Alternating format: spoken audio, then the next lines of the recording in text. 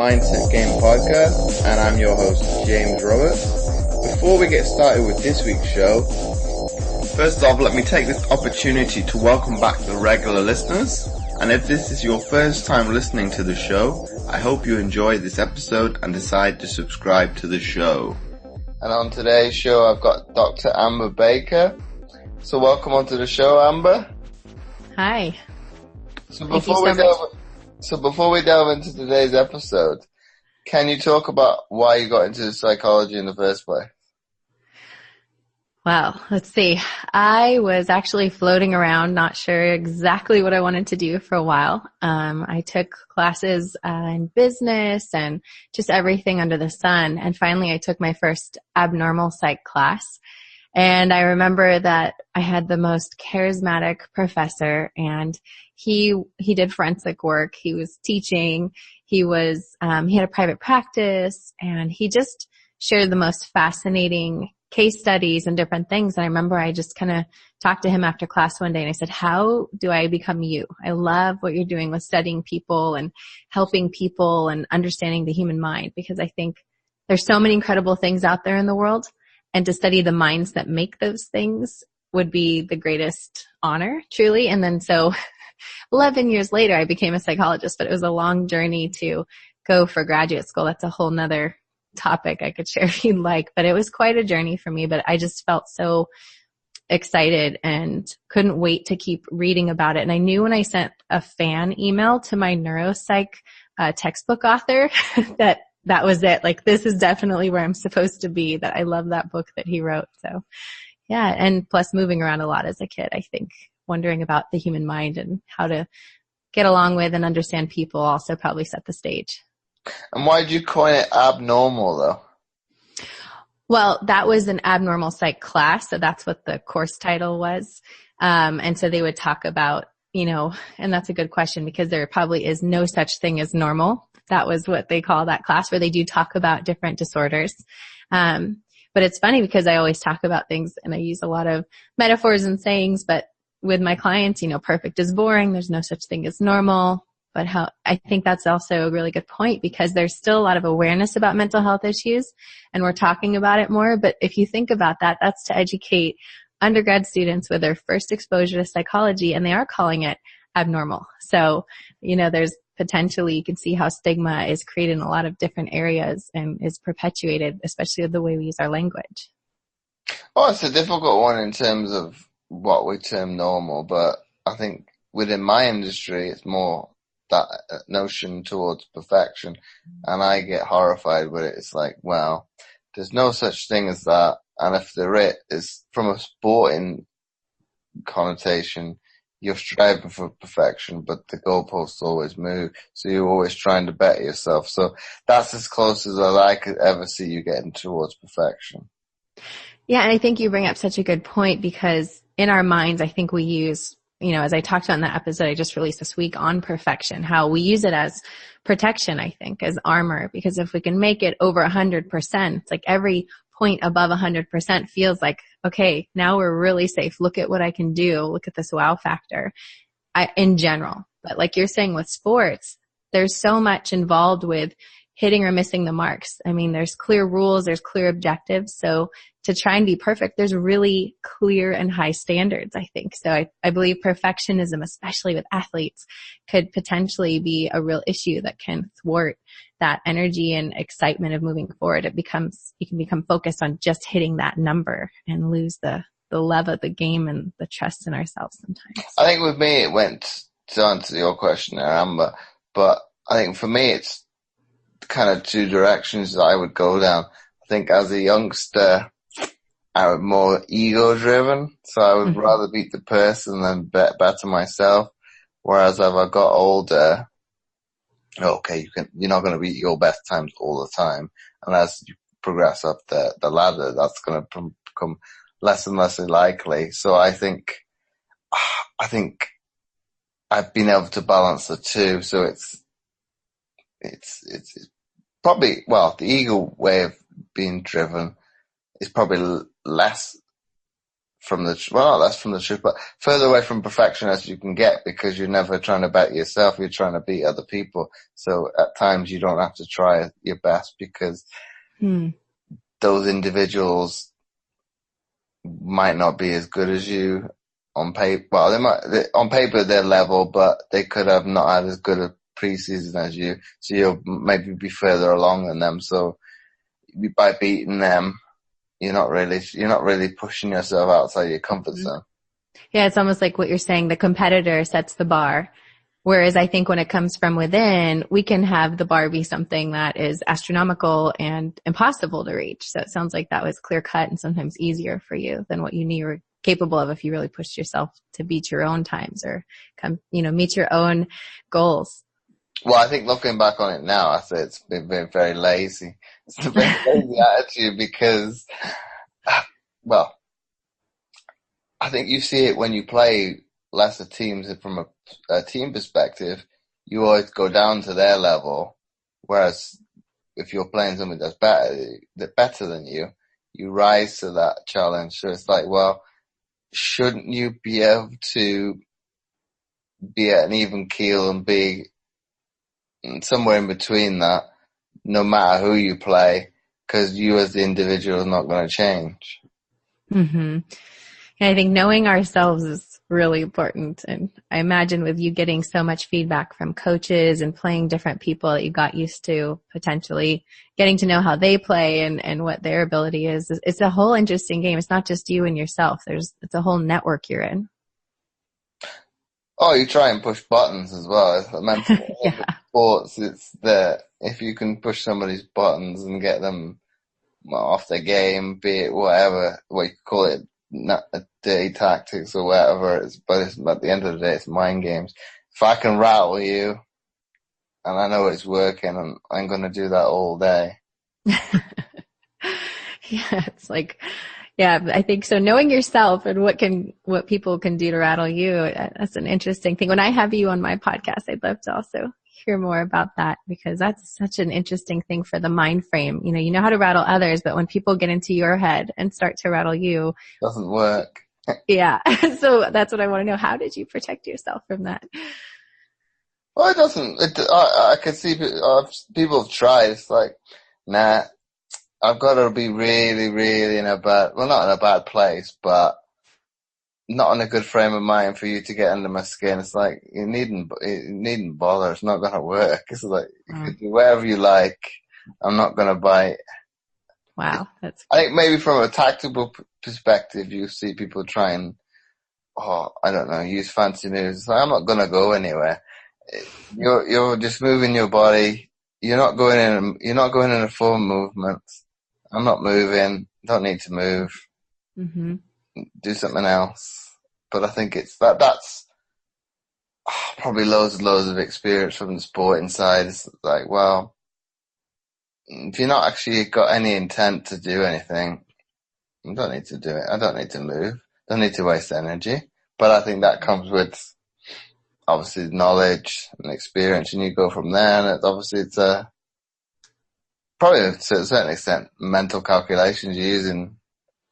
Well, a little bit of what you've learned at school with maths and all sorts and psychology. It's like, well, you've got no intent. You could do this. I'm going to put you where I want to, and you've got a little bit less to utilize and go from there. Whereas I think the younger generation is more probably I see from a coaching perspective, be it with my team and then also helping out at the high school I'm at.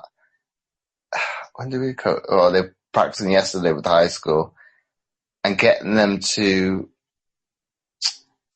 do drills and utilize and kind of not perfect it, but kind of see what they're doing right and what's doing wrong, and obviously put a punishment when they do something wrong. So I think one of the kids had to do 40 push-ups, but oh, goodness. I think well, hopefully he'll learn from it. It's like, well, that is wrong. Don't do it again, or kind of see, well, this is plan A, doesn't work. I can see it I can see it behind you from coaching it. I can see the other plan, and which is the better outcome or result from that perspective. But I can see it. But I can see the game a little bit quicker. So it's trying to instill some of that to them, and then obviously they can utilize that in games, and they can think that much quicker and kind of see something happen before it does, which is the skill in itself. Yeah, to anticipate what's going to happen. It sounds like it's just so compelling hearing you talk about how you just say, nope, it's not going to happen. You just have this confidence. You just know in yourself, like, this is what I'm putting my mind to, and, good luck, but it's just not going to happen. So I think there's experience, but also internalizing that experience in a way where we can own it with really knowing ourselves and trusting in ourselves that we're able to do whatever it is that you set your mind out to. That's a huge leap that can be so hard for so many of us. Well, I think I spoke to what was one of my lecturers early on in my show, about, athlete well-being, but we looked upon it as, how does an athlete view themselves, where he kind of put, and I didn't actually think of this. He said, well, how do you perceive yourself? And he said, well, obviously you're an athlete, you're a student, you've got a disability, and what was the other? It's like four. What was the fourth? I can't remember what the fourth one is. It escapes me. But it's like, yeah, you're right. That is me as an individual. So there's nothing, I don't have that problem, like we discussed off air, becoming a retired athlete. Well, that doesn't, me as an athlete doesn't define me, because I've got all those other things that make me up as a person. So I just go from one to the other quite easily when it suits. And so after I talk with clients about it, we do discuss how interesting it is, how we can kind of start to really see ourselves as a particular label or role, and that can become our identity. And I think mindfulness is really interesting in how it kind of has a step back and notice the part of us noticing how we feel and who we think we are, or who we are in these different roles. That continuity from every age we've ever been, every role we're in. It's just kind of fascinating to think about the person behind all of that. I think it's difficult. Well, in terms of when you say roles, it's a difficult one, because if I look at it from maybe my perspective and say the coaching and the teaching, well, it's one in its own, because it's the same thing really. You're trying to teach people new skills from a coaching perspective, but teaching at school, you're trying to progress their learning. So it's, in essence, it's probably the same thing. Mm-hmm. Yeah, I think, and it's interesting if you think about, is it us showing up as ourselves with the knowledge we have in each of these roles? Or are we jumping into trying to kind of be these roles? And so the more that I remember as a psychologist, I felt imposter syndrome, and I used to try and walk in and be Dr. Baker.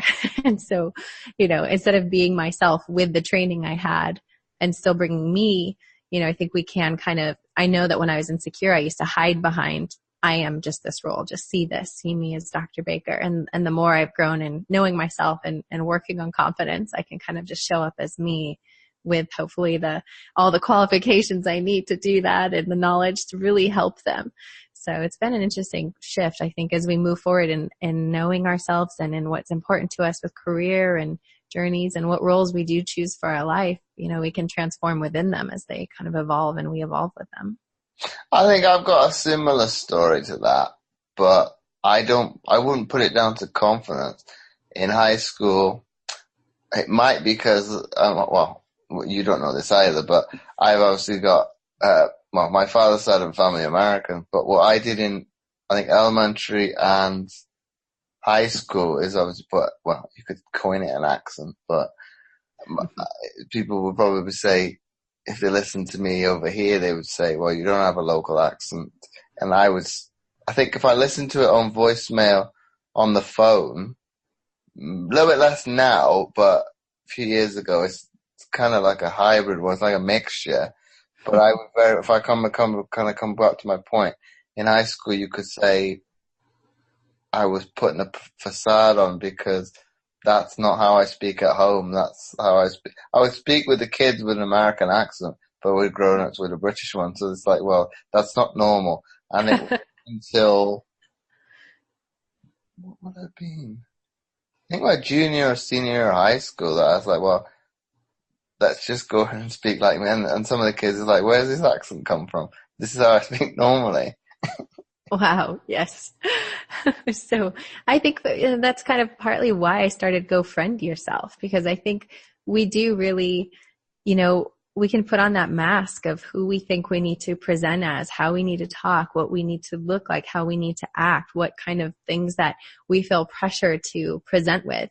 And, I even have people call me all the time saying, I don't want to just be like my Facebook profile. Like, I'm scared to show the real me. It's like this life commercial we all put up. And, I think that it can be scary. We feel so vulnerable and naked when we're not wearing this mask of whatever we think we're supposed to present. And that truly was partly, part of the impetus for me going forward with Go Friend Yourself, to help people really own who they are and know that that's something amazing no one else can offer. So what if we really own that and share that? And I think we can be much more likely to thrive if we do that. But it's a scary thing. It's a big leap to know ourselves and own that and present that to the world, not what we think we want to have other people see. Oh, but that one in terms of knowing yourself, I think is an important one, because there's no point to some extent having a mask up, because you're not, to some extent, showing your true self, but then at times you won't be happy with how you are portraying yourself to others. So you're only, in my opinion, hurting yourself in that instance.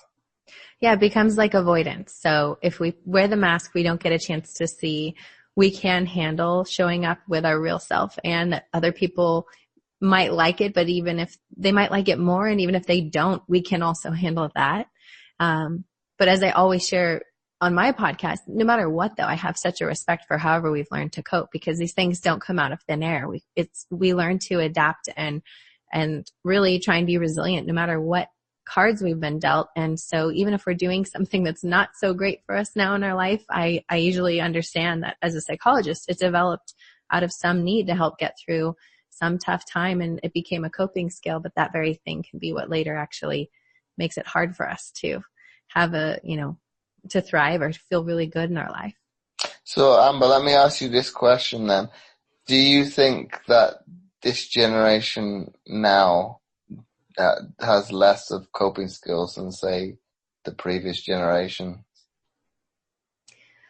I don't necessarily think that, I don't think of it that way. What I think is that when I see, I get referrals for anxiety within kids, or, they have perfectionism or depression if they're not doing well in school, or there's, bullying or pressure. I do see each of those individual kids really being able to find a way to be resilient and thrive. So I feel like no matter what, at their heart, I think kids and teens really are resilient and can do incredible things. So I don't think it's like this generation has less. I think, though, that my worry is, with as fast pace as this world is, with things like Facebook and Instagram, and, I do hear a lot of young clients talking about that pressure. Like, there's sometimes group text messages that become a whole grade level, and they're nervous to not look at their phone because then they'll be left out. And it's causing so much anxiety and stress. And so I think the pressure to fit in, the pressure to always stay tuned into everything going on social media, Twitter, it's just so much. So I'm worried that they're going to need even greater coping skills, because there is less time outside. There is maybe less, engagement in sports and things like this if we get sucked in or use our phones to it's like this immediate comfort to feel like you're in control and kind of go to that. So to push ourselves to kind of look up and get engaged with kids around or in physical activity, it might be a bit more of a hurdle. But I hope that we can all support these kids and recognize these issues are still there, and we've got to really look at how to help them adapt and be resilient with everything going on with social media and pressure there. So would you say that gadgets, be it phone, tablet, no, laptop, desktop is a certain extent, a safety blanket then. Mm-hmm. But Sorry, you cut out a bit. Can you say that again? how far back do you want me to go? You said that the phone and tablet are what? Be it a phone, tablet, laptop, or desktop, do you think that that's their safety blanket? I think it can be for kids and grown-ups. I mean, it's just right there if we need an escape. But it was interesting because I walked out a tea shop in LA and I saw a young man sitting by himself on the phone. I was thinking, I think with everything, there's pros and cons and things to look out for. And I thought, I wonder if this helps someone who maybe doesn't have a lot of connections or friends, but wants to get out in the world. I think that there is still a stigma. If you just sit there and have coffee or tea by yourself, people are like, what is going on? Are they waiting to meet someone? Why aren't they on their phone? Like what? They're just sitting there drinking their coffee or tea. And so I saw this kid drinking his coffee and he had his phone. I thought, I wonder if this is a nice way for him to get out and feel like this is okay. You know, people aren't gonna be like, oh, he's by himself. It's like, you've got your phone with you. So in some ways, I wonder if it helps people get out and do things where they might otherwise be nervous to be alone. They don't feel alone or like they'll be judged as much, unfortunately, if that's what they're worried about. But I do also think especially with anxiety disorders, you know, typically with anxiety, you're up against avoidance. So whether it's social anxiety or agoraphobia, I think when we're afraid to be out there, and we can immerse ourselves in a world that exists on our phone, again, it might be one more hurdle to overcome because it is immediate and it can be reinforcing very quickly and, you know, addictive to just be constantly on our screens. So finding that balance can be even more challenging. But I'm hopeful. I'm hopeful for good apps. For once, my phone's not actually that close. It's not actually bothering me.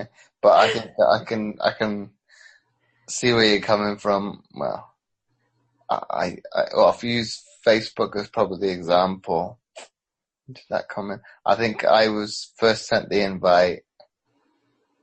I think my freshman year of university. And if it hadn't been for that, it's like, well, what would I have been doing at those particular times I was on my computer? Where would I have been instead? So you're thinking, well, that's probably the same for, well, people in their 30s and late 20s now. So you're thinking, well, what would have they been doing if this application didn't exist?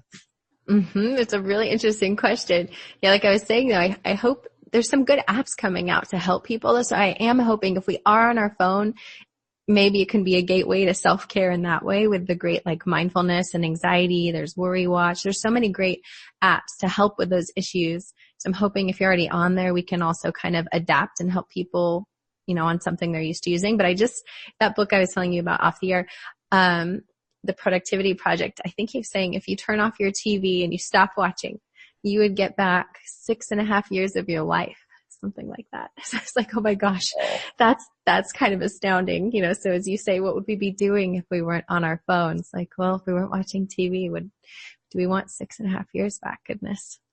So I'm surprised by that number. I thought it'd be a lot less. Yeah, I was kind of floored when I heard that. So I definitely enjoy Netflix and certain things. I thought, goodness, that's something to be aware of. But then I would say it's not actual, or you could term it live television people are watching. It's Netflix, yeah, Amazon Prime. Yes. We've got similar, like what you have as TiVo, we've got Sky Plus, or whatever brand it may be over here. Most of the time, it's more prominent in my household. That would be the case. You're watching it secondhand, obviously recorded. Well, be it the next day, the week later, because it's there recorded on the box. So you're not actually, well, you don't have to have that option now to sit there and watch one channel. You can do what I think. Well, I think they brought out one. Was it you can record 6 shows and watch a 7th? You're thinking, well, people are never going to leave this house. Yeah. Yeah, it's always there for you. So I think that is, we can find what we like. And again, it's balance with, do we use this as an escape to avoid certain things we'd really prefer to be doing? Or is it just a nice thing to enjoy? Everything in moderation. I think the television, in my opinion, is probably a little bit escapism because, depending on what kind of shows you watch, hmm if we say the reality ones, well, you don't really have to think because it's mundane television. Right. Um, maybe like documentaries is trying to expand on your knowledge. hmm And then obviously entertainment is obviously to entertain and things like that. And obviously sport would fit depending on what spectrum you wanted it to and be whether you liked it or not. So hmm I think it's a difficult one more. You could say the same probably about internet. Is it? Yeah, I think everything can be, a nice escape, reading or TV, music, whatever it is. But, I think, yeah, like 6.5 years, that was just a wake up call for me. 6.5 years of your life. Well, you won't get it back anyway. So, I think if you maybe go one step further than that and say, well, there's no point dwelling on it. It's happened. You can't go back in time. So hmm it's probably looking, well, what can I do going forward to maybe be more productive with that time? yeah, I think balance and always, like you said, to kind of stop and just notice what things are. It's empowering to just really slow down and focus and say, what am I doing in my life? What's working? What's not? What's my goal here? What's my values that I want to keep moving toward? And am I in alignment with that? And then if not, we can, change course.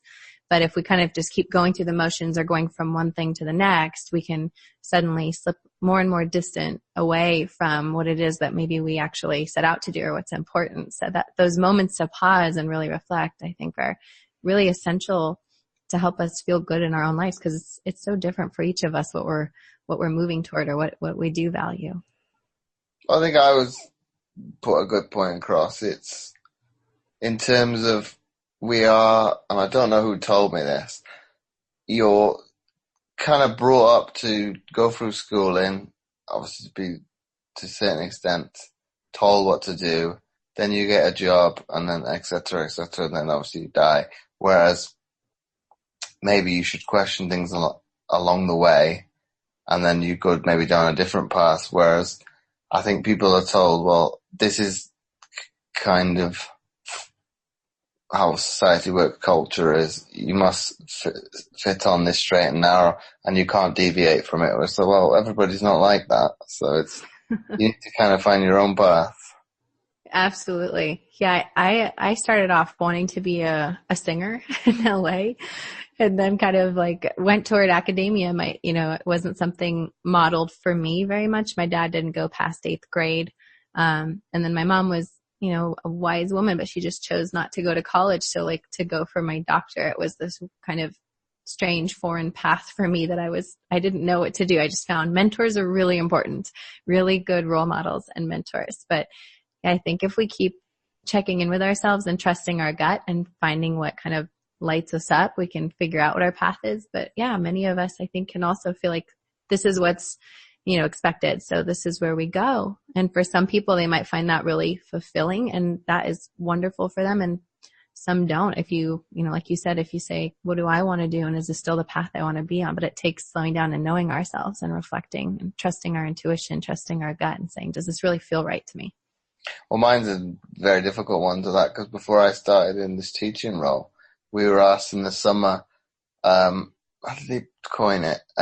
What is your ideal job? It's like, well, I already had mine, so it's not gonna, Yeah. so it's not looking to, by doing this course, am I gonna get it again? It's like, well, what is my ideal job? Unfortunately, I've already had it. Whereas with you guys in the room, I guess you've got something to look forward to. I think I could probably reflect and look at it a different way. I can maybe be of value to somebody else. Mm-hmm. I think because I've got to that certain age in life, and I get asked, well, a little bit less now, but over the last couple of weeks, oh, are you enjoying your role? It's like, well, I'm in my 30s. I don't have a choice. Even if I hated it, I still got to do it.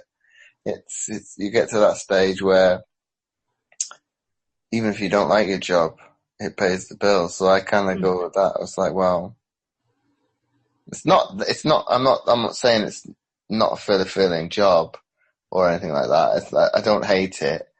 But if it was to those kind of negative perspectives, it's not the end of the world. You still got to, I think it doesn't matter, even if people are in that kind of situation, you kind of get on with it because at the end of the day, it keeps you on the straight and narrow and pays the bill and keeps a roof over your head. So it's, You do what you gotta do. ideally, yes, you would like to do a job that you love, but that doesn't exist. That's kind of an ultimate reality. It doesn't exist for everybody. Absolutely. Absolutely. Yeah. And it's interesting. It reminds me of, have you heard of the book, Man's Search for Meaning by Viktor Frankl? I don't think so. Yeah. It's an intense read, but it's all about just kind of wherever you are. Can you find peace in that? Can you find something that inspires you? Can you find something beautiful that moves you? And I mean, his journey though was intense and it's a very dark story, but, I think again, it's about what we find meaningful and what works for you. And like you're saying, there's a big point there that's not always for many, many people. That's just not an option to just love what you do. I mean, that's kind of probably why I wanted to be a rock star when I was younger. It's like, that's like the one thing. You're just traveling and you get to sing and how amazing. And yeah, that didn't happen, but I do. On the flip side of that, Amber, what are all the things that you don't see? Whereas I think from an athlete perspective, people say, oh, it's wonderful to compete. Oh yeah. It's like, yeah, you see 2 to 3 weeks of a 4-year cycle. Absolutely. And I think when I've gone into schools years and years ago to like do inspirational talks, people said, oh, and I thought when this was before I was going to retire, and people say, oh, why are you going to do it? Why don't you carry on towards what at the time would have been Rio? It's like, and I jokingly said to one of them, oh, I'll do it if you do it. And they agreed. Like, you're a bit naive. I obviously know I know what will be coming up ahead. You don't.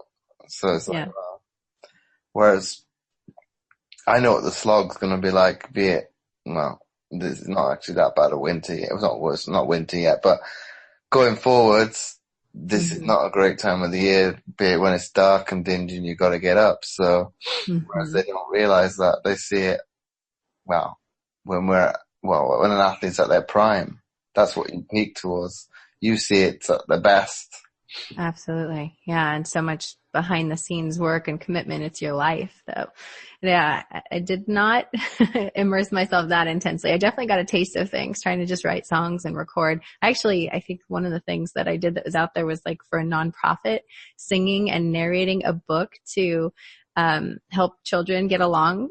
It was really interesting. So I loved that. That was like a passion project that I got to do with a nonprofit, but I don't think I did the whole I did not do the full on like singer thing in LA besides recording a couple times some songs that I wrote. And I thought, I think school's a better fit for me. Well, I was probably the same. I'm not going to say totally academic. I wasn't a bad student to say that, but, cause I think even when I've gone into, say, our colleges, so say, what would it be? Between high school and, what would it be, like junior college, I'm speaking to kids. I've horrified the teachers and the admin side of things, because I said to the pupils, how did I word it? I'm not the best student, and I put more importance on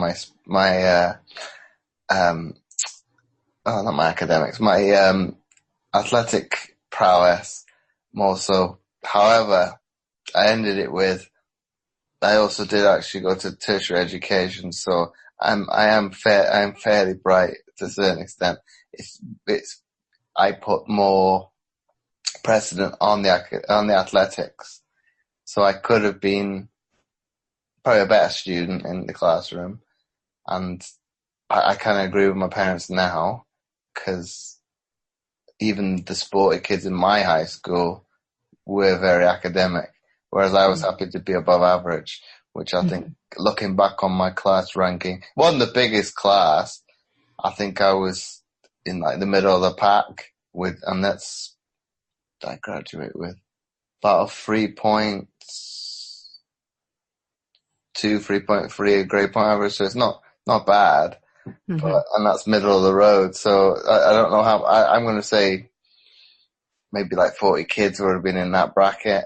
So it's yes, I could have pushed myself a bit better academically, but yeah, and we don't all fit into the same hole. I mean, there's some of us are great with academia, some are, and I wasn't. I just worked hard. I used to be a cocktail waitress, like studying math equations on my napkins when it was slow, because I was not gifted with that at all. So I didn't consider myself, academically like a superstar at all. I just was willing to keep going for it. And I think everyone has strengths and weaknesses, but to assume that we all need to be the same with our strengths and weaknesses is, it's kind of asinine. Well, I had aspirations of going up to PhD, and it was my master's said, no, that's enough. That's enough. Yeah, I remember taking the GRE to get into graduate school. I was like, oh, I just got pretty much the lowest scaled score you could possibly get in math. So I just spent a whole summer like studying and relearning everything that with my own math anxiety had previously avoided, and just like let fly out the window. So it was a intense little mental boot camp just to kind of get my score up enough. So I was like, phew, I didn't have to face that again till dissertation.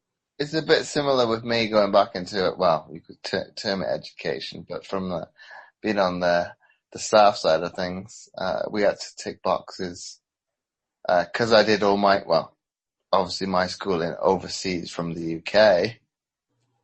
Because I don't have the qualifications as what they have over here, I've got to tick boxes. You're thinking, my tutor understood, because he knows me for a few years. He's like, well, you got a university degree. It's like, well, obviously I should be able to get, what is high school qualifications, a bit lower.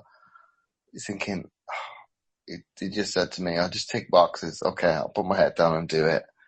And no, I've relearned, but I've forgotten. And obviously you're doing high school maths, and it be English or whatever. You're going back to school level, so that you may still know it, but it's being taught a different way. So you're thinking, okay, we'll do it your way. And at times there's been stuff, I've learned. Oh, okay, I still remember that, but it's, because I think the kids, they question, well, I won't need this in life. It's like, yes, you will. Well, you need maths for everyday chores.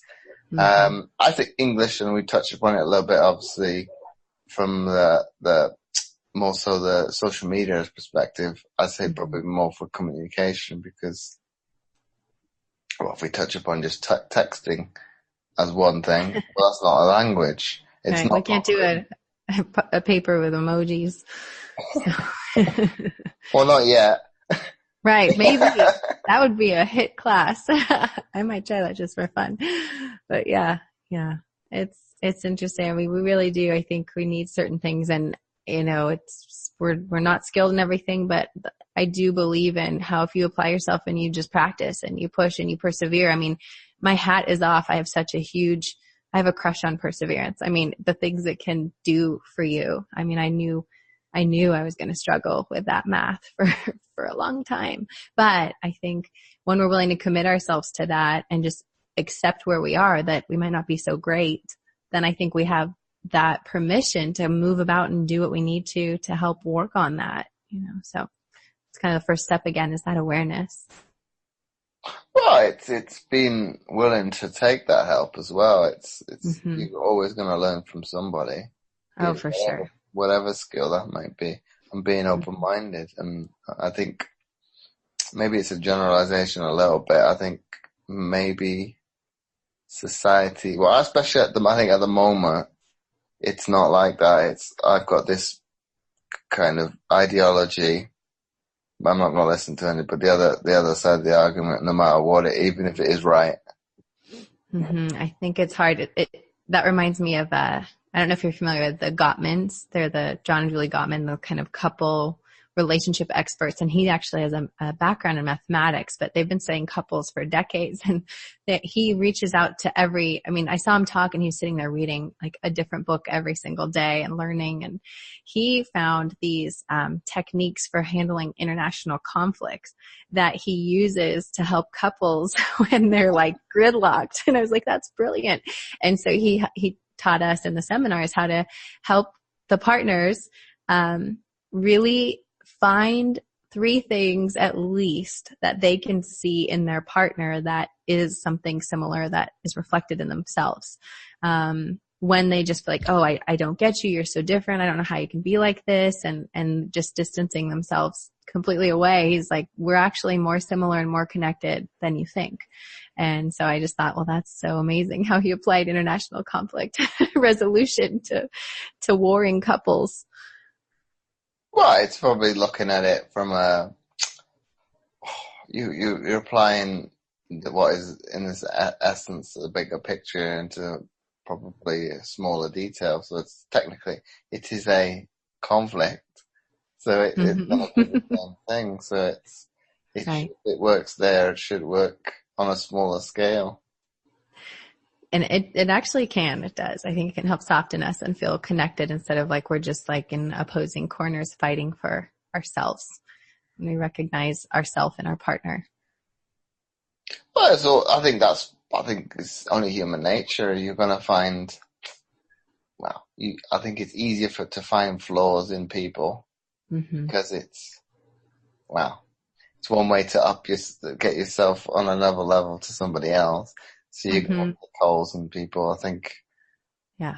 people say, oh, it's not going to be bullying. It's like, well, there is. It's just called something else. It could be banter. It could be people joking around. It's still somebody. It's still at the end of the day, you're belittling somebody else. That's well, and kind of be it if it's you as an individual or as a group. It's it's at the not the benefit at the expense of somebody else. Yeah. Yeah. There's a really interesting book called The Happiness Hypothesis that talks about exactly what you're saying with how we see so many flaws in other people so quickly. And it's so hard to see our own weakness or times that we gossip or aren't treating others well. And he even in the book, he talks about kind of the way that gossip is important in some ways in society, because then you know you're accountable and people are watching and they'll say things if you're not doing good for the community. So there was actually like a pro-social healthy side of gossip, but at the same time, it can tend to run amok and get out of control. And then when that goes exactly like you said, to belittling or, it's not constructive, or to bullying, it's terrible. But it was really interesting. I've never heard of gossip in a positive way, but he talks about that. I thought, yeah, for the pro-social reasons, that's a really interesting perspective. But we really have to be careful. And pairing that with social media, it's so easy. And it's this really great school psychologist, Kelly Celeste, recently sent me this app, and she said, look at this. This helps people. They install it, and it's like before you go and send that text message, if it recognizes something like foul that you're going to say, it actually pops up a screen that says, are you sure you want to send this? And you should need an app though. You should be able to do that from your conscience. That is the goal, but it's actually, they've done studies. It helps people actually stop and not send. They've done kind of studies and looked at how often that helps intervene. So it's interesting, but I think things are so accessible with social media. So when you have gossip on that, especially because there's this sense of, I think, anonymity, it can feel like you can even do things or say things more that you might not ever say in person. Oh, the keyboard warriors. Yes. Yes. So. But I think you raised a good point there, Amber. I had a teammate in volleyball.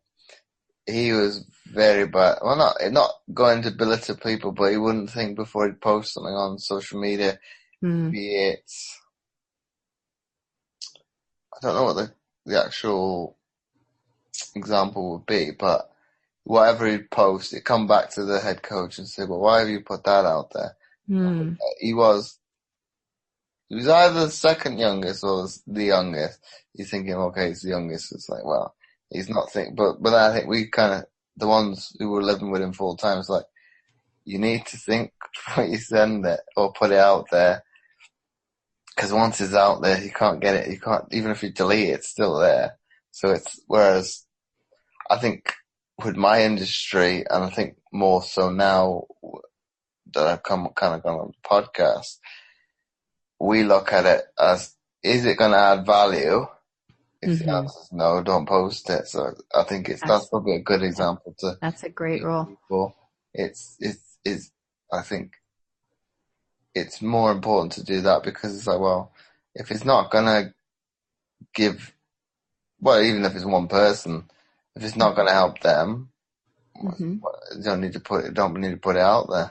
And that's probably an easy way of going about things.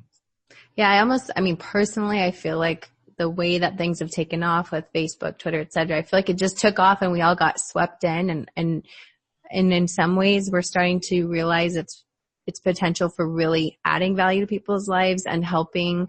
It's already doing that, I think, in many ways with the way I'm seeing people connect, and especially like on Twitter and form groups around ending stigma. I think that's amazing and so important. So I love that. But I think there's also ways that we haven't even tapped into its full potential yet. And, as a psychologist watching for these studies, like there was one study where college students with test anxiety got supportive messages on Facebook before their test, and they compared that to a group that didn't. And that group that received those Facebook support messages fared so much better with their ability to take that test and feel more confident and less anxious and more calm.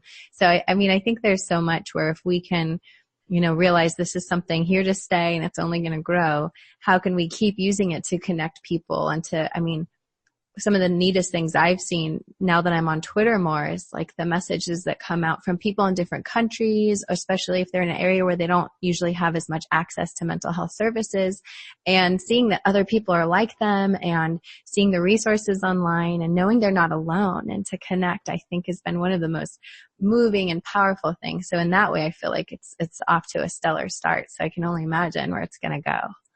I think you raised a good point in terms of, say, from an exam perspective. I think if I use mine as the example, I think more so my family, we've never been the greatest when it's come time for exams.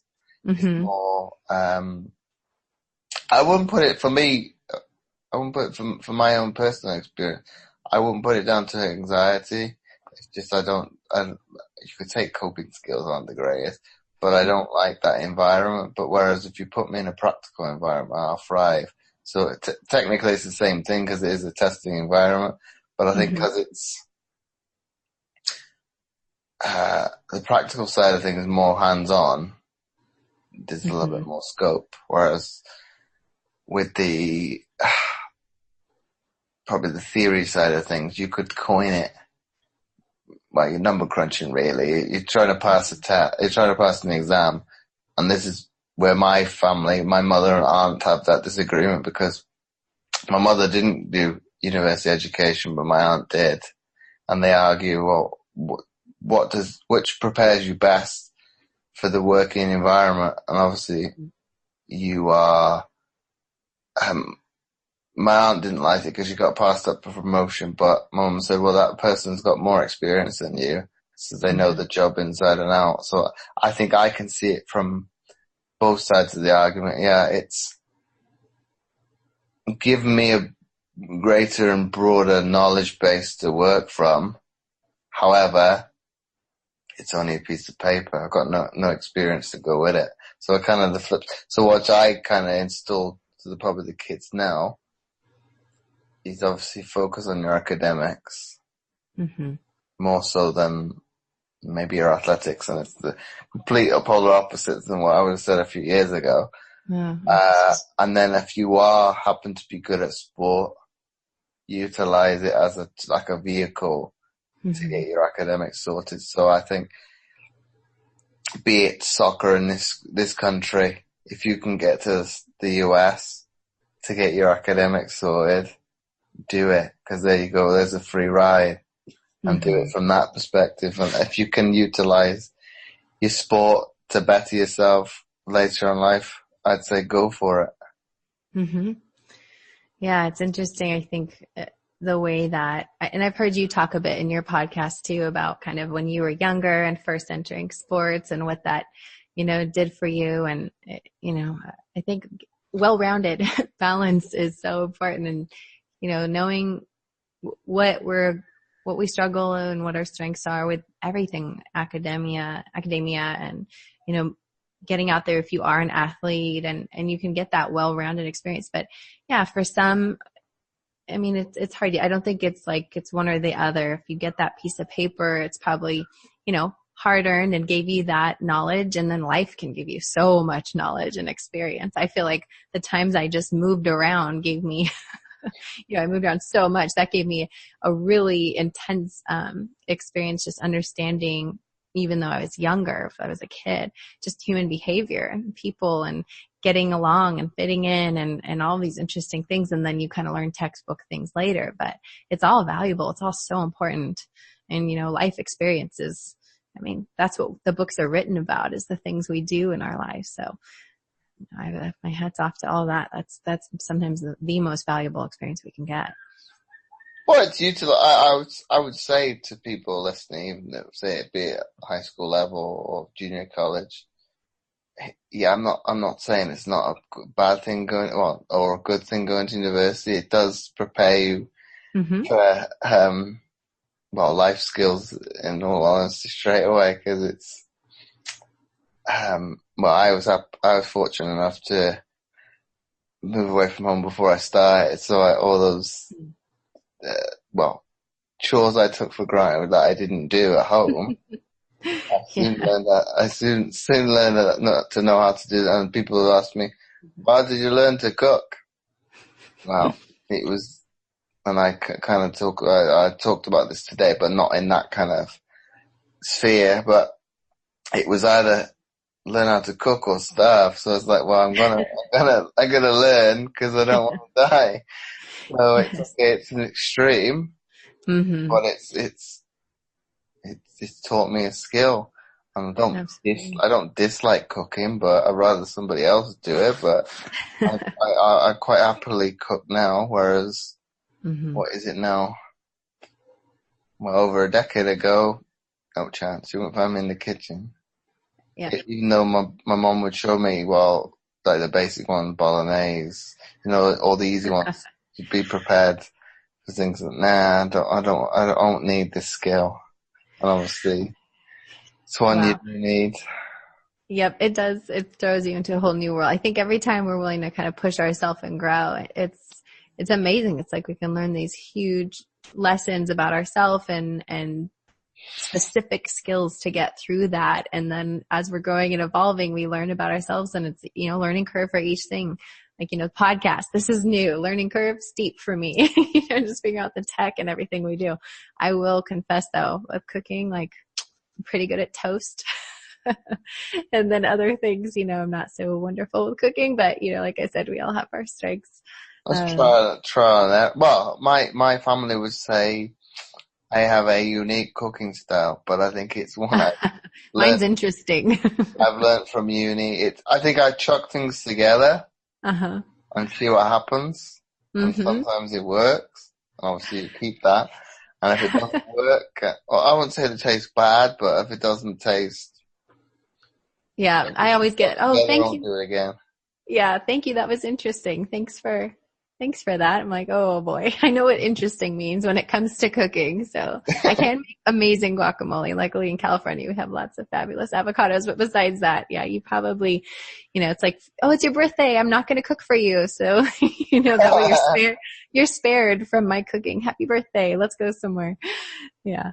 Not a skill. I will not have a podcast on cooking anytime soon. It's a difficult one, but I think it's gone probably full circle with cooking and whatnot. And I think more within my field, obviously the word diet has gone completely away from what the actual word means. You're thinking, when people say, oh, I'm on a diet, it's like, no, you're not. You're taking out a food group or whatever this new fad is. You're not having a diet, because your diet would be what you eat, well, whatever, how many meals you have a day, and it's balanced. That is the diet. So I think, obviously the mindset of that word is being very much commercialized, manipulated to suit. Yeah, I think it's interesting, even in the way language can affect us too. With we start, like you said, we get messages about what we should be eating or what's the newest fad, or we were talking about that off there a little bit ago. And even the way we talk to kids, stop when you're full, has always been interesting to me, like that you're supposed to eat until you get to this place. If we're lucky enough to have access to food like that, where you stop when you're full, which is like your body, it takes like a half hour to digest and really know. But if you stop and you're full in that moment, like you've gone way beyond, instead of like stop when you're not hungry anymore. The way that, and then I think, and also like we were talking about when we kind of in school, speaking of academics, we tuning into our bodies and, connecting our head to our bodies. A lot of times we're just kind of thinking up there, and the analogy I sometimes share is like we've got like this balloon and we're holding the string, and our head is that balloon way up there. And I'll never forget when I used to run mindfulness groups at the VA for the combat veterans. We would do mindfulness in a big group for the PTSD groups. And afterwards we would say, so, what was that like? Any feedback? And everyone would raise their hand and keep sharing. Like the constant theme was, I'm hungry and I didn't realize, or gosh, like I have to go to the bathroom. I should have gone before I came in here. It's like we don't sometimes tune into, our bodies as much. We're really kind of get up in our head. And I think so much of health, both physically and mentally, emotionally, all of that requires, again, slowing down, being aware, and being tuned into ourselves. And especially if you have anxiety or something else like that, it is really hard to slow down, feel what your body's feeling. We actually prefer to avoid and just keep going to the next moment. So that can be really tough when it comes to knowing how to take care of ourselves and know our cues from our own bodies. Well, you need to listen to it, because I think I may be more in tune to it because from the sporting background, you have to deal with more, well, so that's probably a generalization a little bit, but soreness, tight muscles, be it that, not doubt, but the dread of having to get up when you don't want to. So I think you are very much in tune with it, because it's like, well, I don't feel 100% today, but I need to do it anyway because such and such somewhere in the world is doing it. So I think that's a driving force behind it. And well, you are popping pills at times. So that's probably not a good thing, but and I think I've become more knowledgeable to be able to do it from an organic standpoint, be it using, I don't know, turmeric and the like, instead of using anti-inflammatory medication, which would have been the case in the past. Whereas I think you are, when you are sore, you kind of think, well, I need to take this to kind of keep going and going from there. But I think I'm from more so probably from a training perspective, if you know that you aren't 100%, and I'm talking more so in the gym now, you will back off, because it's like, well, it's pointless trying to lift what I lifted. I don't know, say it, what we today? Thursday. What I lifted on Tuesday was, I don't know, 10 kilos more. But the warm-up set is awful. So, straight away it's going to be one of those days, and it's like, it's no point going, I don't know, 80% and going half-assed. You might as well do it at 70% and do it 100% or as close to that as possible. Get a good enough session and kind of go again. Hopefully the next one will be back to normal and kind of go from there. I think that's very much reading into your body and going from there. I love that. That goes so in line with what I try and promote with Go Friend Yourself, which is like accepting not only who you are, but where you're at that moment. And I think sometimes there's a fear that if we accept all of ourselves and how we're feeling and doing in the moment, that we're just going to let ourselves off the hook. And that's a common fear I hear with clients, especially if there's issues with like perfectionism, which, as you probably know, I call myself a recovering perfectionist. And so it's like, well, that could have gone such a different way. If you think about it, if you go to the gym and you're going to lift and, you're trying to get this workout at exactly what you had on Tuesday and your body's just not there. You could walk away feeling really deflated or ashamed or be really hard on yourself, or like I talk about shoulding on yourself, SHOULDING, like I should be able to do this and I can't believe I didn't, and have this negative view of ourselves, this negative perception. I think it's so much more, the way you would probably talk to a student or someone you're coaching, I don't think you'd be like, yeah, you suck, you should just quit right now, or I can't believe that you're not able to do this. You'd probably say, well, do what you can, but do that at 100% and accept where you are. I think you'd have to look at the person's personality traits and see, can they take, positive criticism, right, better than others. So and we talked about that more from my perspective. Yes. Yeah, that was interesting. I don't know. I think maybe the ones that I coach possibly could take some of that, whereas some of the kids in school, probably not. So you think, so you've got to, I think it's very much to each person and take each person as they come. So you can't say, well, this is this year group. Oh, they're all going to be the same. So, because I think, when was this? What day was this? I think it was Tuesday, and I was helping out the French teacher, and he wasn't bad. He's not a bad student, but he was playing up to a certain extent. And I was speaking with him. He's saying, I don't like this teacher. I'm not getting along with him. I like you as a teacher. He's thinking, okay, but you might not like that teacher. I don't like everybody that I meet. Okay, he's probably like 11, 12 years old. So, well, he's going to outburst when he's not happy or is confrontational. Whereas I think, and I talked to the teacher afterwards, like, well, yeah, we would do that, but we would internalize that frustration as adults. And so we won't always outlay what we're actually thinking to the individual that we don't like. So I said, well, yeah, you like me, but you still need to respect him as the authority within the classroom. Because you're saying, oh, you're nice. But I didn't say this to him. I've said it to other members of the staff. It's like, yeah, I might be nice, but if you do cross me, you don't want to see that side of me.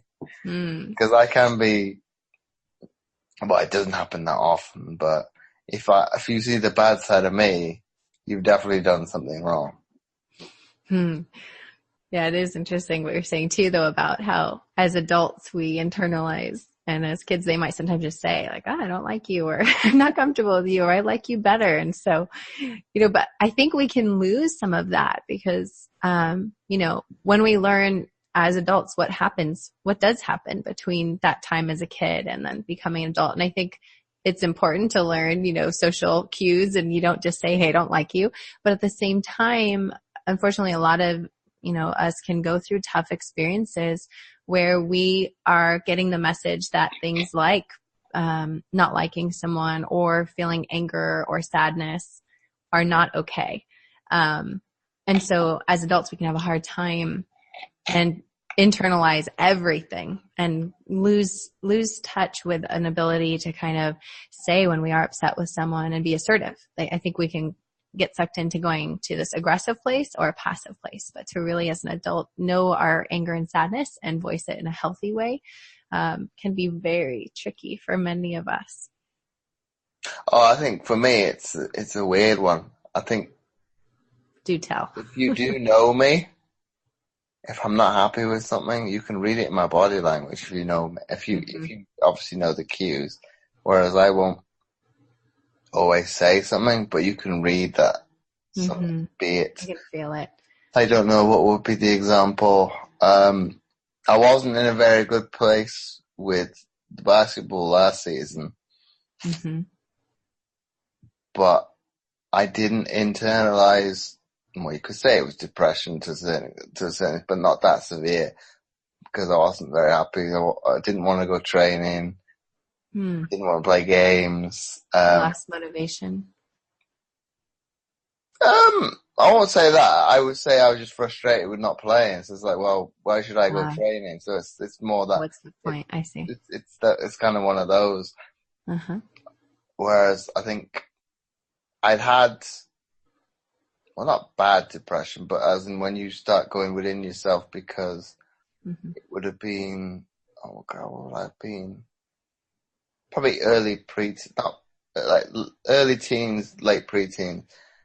Because with the Belgian system, if you don't pass your exams, you got to retake them in the summer. So it was that. So I was having to revise. So I wasn't going out. So it's that kind of enclosed situation in terms of, well, you haven't got that social interaction. So it's more that kind of depression. So I could see it last year. Well, I don't want that to manifest again. So I will speak to my family about it. And I can kind of tell with my body language I wasn't happy, but I'm at least talking about it. And I think actually some of the questions I asked, it would have been about that time on the show, are in the episodes. So it's me asking questions for people, but actually for me at the time. So when I listen to the answers, it's like, yep, he's got a valid point. This is what I am not doing. And I've come out the other side and I kind of got there. Okay, gone down a division, playing more, but I think as an athlete, I've also gone away and done the things I needed to get better. So it's kind of, well, I've heard what the guests have had to say in relation to my sport. Yes, they've got a valid point. So now let's go and you need to go and implement that into yourself. Yeah, wow. And just again, thank you for being honest about, we all, like I share, I have generalized anxiety and that's something I've worked on throughout my life. And you're sharing you got some depression and everyone has something. And so I think this is one of those ways that I think social media and podcasts can be so powerful with helping people understand, like, this does not mean you're weak. This does not mean, you're the only one. We all struggle with something. And I think that's huge because, like they say, being alone is like a depression pill, not an antidepressant. And so for you to be courageous and reach out and know yourself, know your symptoms, say, okay, am I getting to this place where I have a, loss of interest or enjoyment, or I'm not feeling driven, or, I'm feeling down and low energy, or what's going on, and just notice as this is starting to pop up in your life again, and to tell your family. That's huge. I mean, that takes so much courage, and then you can get that support and feedback and check in and have someone there with you. I mean, we need people, we need each other, and especially when we're feeling depressed or struggling with something, that's when we need each other most. And unfortunately, because of stigma still and other things, that's when we can hide ourselves most, because we can feel like if we internalize that message, we're not supposed to. And if we struggle, we just don't tell anyone, and we can feel shame and all sorts of terrible things, when really there's no shame in being a human who struggles like everyone does. So I I can't thank you enough as a psychologist and as a human being for having a podcast and being an athlete and sharing these very real things about being a human. I think that's just so incredible. So thank you. Well, I think for me personally, I've always been like that. I've been I won't say open book completely, but if I did have an issue that I needed resolving or wanted to get something off my chest, I'd always pick up the phone and speak to a family member anyway. And okay, listening to them now and listening to kind of some of the heartache they had to endure when I was an athlete, thinking, okay, it's not the greatest kind of passing the buck to you now over the phone, but it helped me, and there's not much they can do over the phone, be it wherever it was, because it's like, well, what do you expect me to do now? I can't help you resolve the problem, but I think it helped me at the time to, it lifts that weight to a certain extent, because you're not alone. You haven't, like you say, you're not alone. I've got, that particular problem off my chest. I feel a little bit easier. It's not overwhelming me. It's out in the open. I can go again now and kind of go from there. But it's been very, I've always spoken to my family about it, or whatever it may be. And I pass it on to the kids now and say, well, there's no point internal, especially that one. Don't internalize it, because it's only going to get worse. Yeah. Oh, that's so great that you help teach that too to kids. That's just such an important message. And yeah, I think that I don't know if you heard the episode I did, Wired for Connection, with that study they did about perception of geographical slant and the steepness of a hill. And I was like, but it turned out to be this really fascinating study where they showed that, on college campuses, they would stop people walking together and say, how steep is this hill? Even if the person they were walking with stood 3 feet away from them. And then they asked people who are walking by themselves, and the people who walk by themselves perceive the steepness of the hill as like significantly greater than it actually was, but also to a greater extent than even the people who were paired with someone. So they found that just being with someone can make things seem more manageable. And you'd probably love that study, because it actually looked at kind of like your physical capability based on how tired you were that day, how if were you carrying a weighted backpack, etc. So that physically you could alter someone's perception of the hill based on how your body was feeling. So they thought, I wonder if this applies to social things like being with someone. Is that applicable? And they did find it was. So even the people that just imagined being with someone, they replicated the study. Even people that just imagined being with a supportive person in their life and then went out and looked at this hill also perceived that hill as less steep.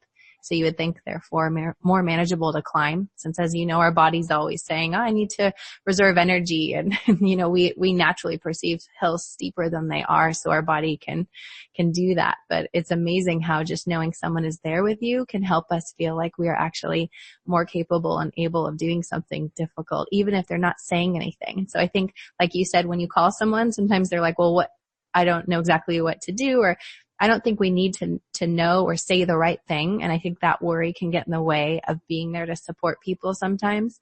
Whereas just knowing someone is there and you're not alone is huge. And our brain is wired for connection and does feel way better and way more capable, even just knowing someone's with us, with our experience, even if they're not physically there.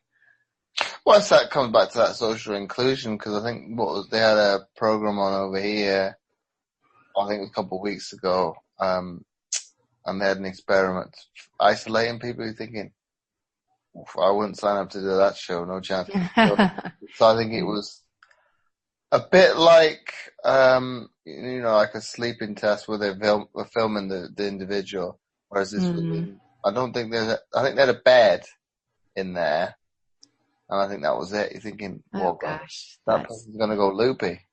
Yeah. I mean, I think that there's huge, impacts on isolation. They've looked at that with, the ethics of that, even in prisons, like here, if you're, isolated and the way that that's used as a punishment and what that does to our brains that are wired for a connection. It's just talk about taking a toll. So that's, I'll be interested to see where this goes with when we are isolated physically from people in our daily lives, but only connected through phones and things like that, or programs or social media, what that impact is too. I think we're just going to be discovering all of this, how it plays out now with the way technology is too. Well, I think I see it a little bit firsthand. It's, language skills aren't the greatest. But that could be lack of effort. That could be loads of different factors.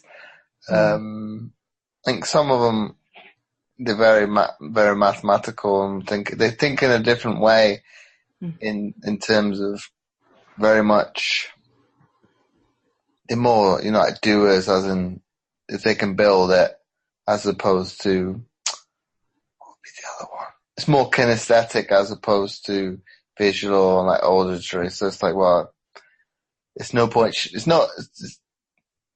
no point shunning that, because that's is a form of learning. So it's like, well, absolutely, just have to change your way of teaching. So, yeah. I mean, what if we adapt to how everyone does function and pull the best out in that? But that takes a lot more, focus and energy and individualized. I mean, that's getting into the whole narrative of individualized education versus that's a it's doable. It's easy enough, but then the difficulty with that is money, because some schools can implement it and some can't. Absolutely. So my last question for you, Amber, before we wrap up the episode. Sure. If you had to summarize this show we've done today into one sentence for people to take away, what would that be? I would say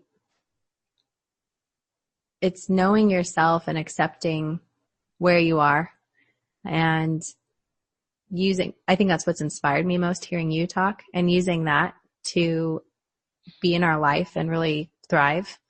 And I know separately, part of it, we've talked about social media too, and mental health and connection and reaching out. So if we were to pair those two together in a very long-winded sentence, I would say it would be being in touch with both who we are and accepting where we are while we know what's important to us, and engaging with the community, social media, people around us to help support us in moving toward what we value, and also to get through tough times. So once again, thanks for coming on the Mindset Game podcast. Thank you so much for having me. I love your podcast, so I'm totally honored to be a guest, and I really appreciate talking to you. I can't wait to have you on my podcast as well. It's been my pleasure. Thank you. And before I forget, I would really appreciate it if you would be so kind as to leave a short written review, as it helps to get the podcast more notoriety, and it would be more visible in future to others, and thus helping more people, which my guests and I are all about. Once again, thanks for listening, and I'll catch you next time for another episode of the Mindset Game podcast.